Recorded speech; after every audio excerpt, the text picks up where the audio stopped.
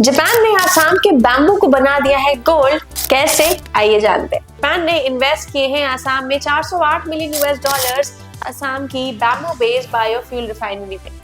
ये project PFC के through fund हो रहा है और हर साल रिफाइनरी बनाएगी 49,000 tonne bioethanol, 11,000 tonne acetic acid और 19,000 टन फॉस्फोरस और बची हुई बायोमास से बनेगी इलेक्ट्रिसिटी। तो मतलब एक कंप्लीट इको फ्रेंडली मॉडल। इससे इंडिया का E20 पेट्रोल ब्लेंडिंग प्लान को बूस्ट मिलेगा और साथ ही फार्मर्स के लिए बैम्बू डिमांड भी बढ़ेगी। तो in short clean energy sector को एक मोमेंटम मिल सकता है। सबसे पहले इम्पैक्ट पड़ सकता है पीएफसी पे, क्योंकि पीएफसी एक फाइनेंसर है और इसी वजह से इन्वेस्टर्स का इंटरेस्ट इस पर्टिकुलर स्टॉक में बढ़ सकता है। सेकेंड है हमारा ऑयल और बायोफ्यूल कंपनीज जैसे कि बीपीसीएल और रिलायंस। इन कंपनीज को इथेनॉल ब्लेंडिंग डिमांड से फायदा हो सकता है। और थर्ड सेक्टर है एग्रो और rural finance stocks. Bamboo demand से फार्मर्स की इनकम और रूरल लेंडिंग दोनों में स्ट्रॉन्ग ग्रोथ दिख सकती है। आपको क्या लगता है इस इन्वेस्टमेंट से सबसे बड़ा फायदा किस कंपनी को हो सकता है? हमें कमेंट्स में जरूर बताएं।